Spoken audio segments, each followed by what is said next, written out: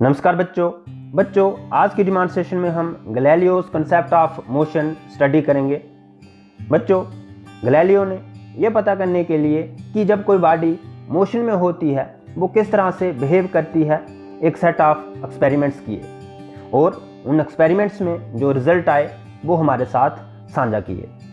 आज हम गैलीलियो के एक्सपेरिमेंट्स के ऊपर बेस्ड डिमॉन्स्ट्रेशन करेंगे। गैलीलियो ने खास तौर पर हमारे साथ 3 एक्सपेरिमेंट्स के रिजल्ट साझा किए।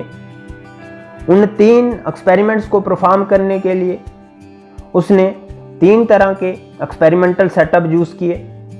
वैसे ही एक्सपेरिमेंटल सेटअप आज हम अपनी डिमॉन्स्ट्रेशन में यूज़ करने की कोशिश करेंगे और उनका जो रिजल्ट आएगा वो देखेंगे कि कैसा आता है। सबसे पहला जो एक्सपेरिमेंटल सेटअप रहेगा उसमें हमें यूक्ली इंक्लाइंड प्लेन लेने हैं। 2 यूक्ली इंक्लाइंड प्लेन लेने हैं।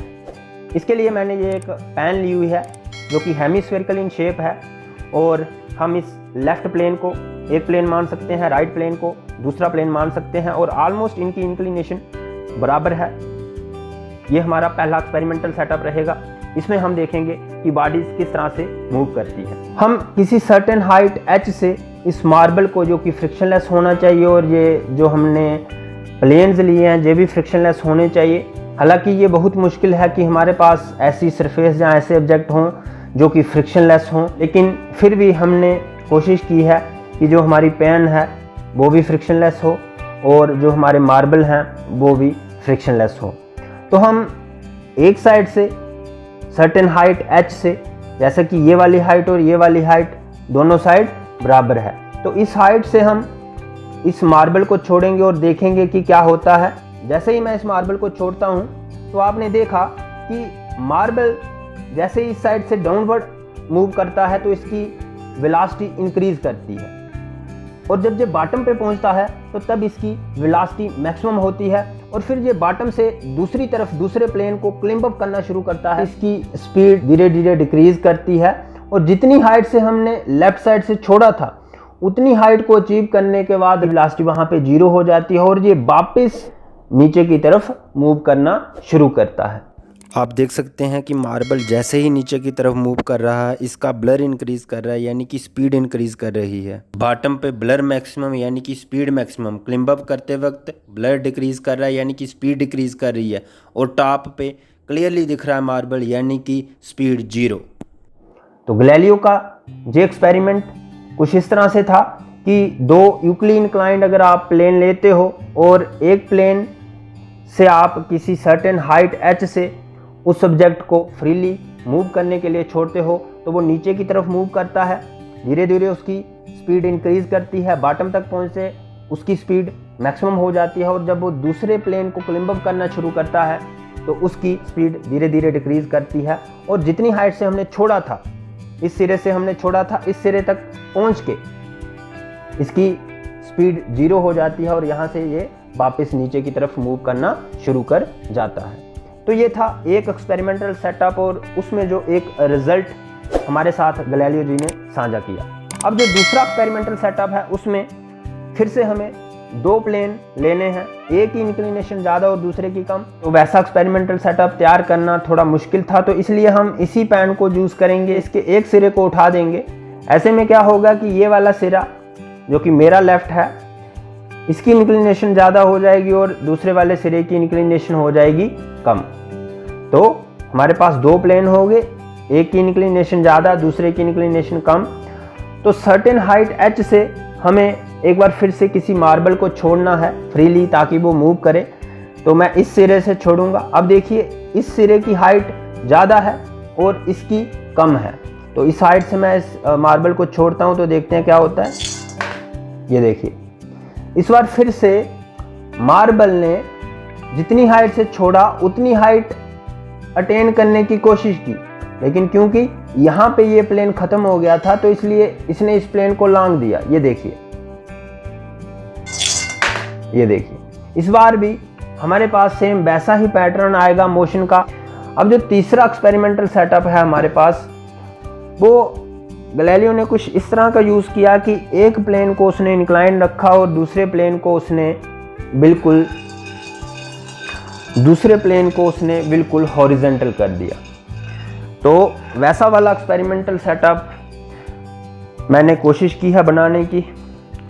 ये आपके सामने है, एक प्लेन इंक्लाइंड और दूसरा हॉरिजेंटल। इंक्लाइंड प्लेन से मैं इस मार्बल को छोड़ूंगा और मोशन का पैटर्न देखेंगे कि किस तरह का रहता है।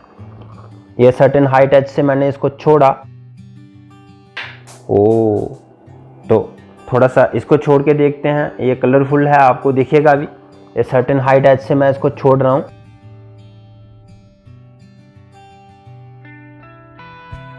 ओ तेरी, वाह, ये देखिए। तो क्या हो रहा है यहाँ पे, जैसे ही मैंने इस हाइट h से मार्बल को छोड़ा तो ये नीचे की तरफ मूव किया, इसकी वेलोसिटी इंक्रीज करी, ये देखिए। और ये हॉरिजेंटल सरफेस पे जैसे ही पहुंचा तो सेम वेलोसिटी के साथ मूव करने की कोशिश करता है और करता रहता है। और जब तक हॉरिजेंटल सरफेस रहता है ये मूव करता जा रहा है, लेकिन जैसे ही इंक्लिनेशन आती है फिर से इसकी स्पीड डिक्रीज होती है और उतनी ही हाइट को, जितनी हाइट से हमने इसको छोड़ा था उतनी ही हाइट को जो अटेन करने की कोशिश कर रहा है। और अगर उसको उतनी हाइट मिल गई तो मार्बल उतनी हाइट तक जाएगा, स्पीड उसकी 0 होगी और फिर वापस वो मुड़ जाएगा। थोड़ा सा मैंने आपको बताया नहीं कि ये जब हम किसी सर्टेन हाइट एज से बॉडी को फ्रीली मूव करने के लिए छोड़ते हैं तो वो नीचे की तरफ क्यों आता है, तो उसका आपको मालूम होगा कि क्योंकि ग्रेविटी हर एक चीज़ को नीचे की तरफ खींचती है। तो इसलिए जब इस हाइट से मैं इसको छोड़ता हूँ तो ये स्लाइड करता हुआ इस प्लेन से नीचे की तरफ आता है और फिर जब उसे हॉरिजेंटल सरफेस मिलती है मूव करने के लिए, वो जितनी स्पीड के साथ चल रहा था उतनी स्पीड के साथ मूव करने की कोशिश करता है।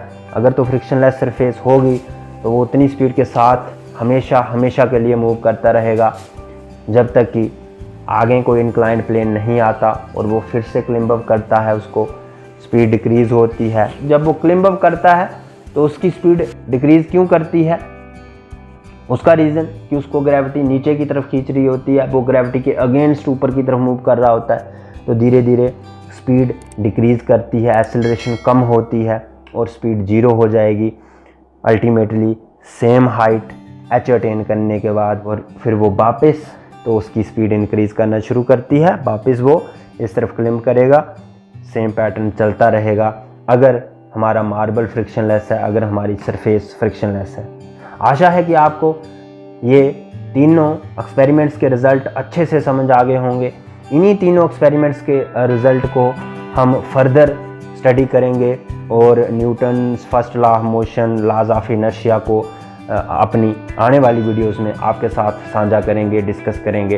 तब तक के लिए दीजिए इजाज़त, लेकिन मेरे YouTube चैनल रोशन DR को सब्सक्राइब करके बेल आइकन पर टैप करना मत भूलिएगा, क्योंकि जो भी मैं नई वीडियो डालता हूँ उसका नोटिफिकेशन आपको आए, जो मैं चाहता हूँ, और आप उसका भरपूर फ़ायदा ले सकें। Thank you, take care, bye bye.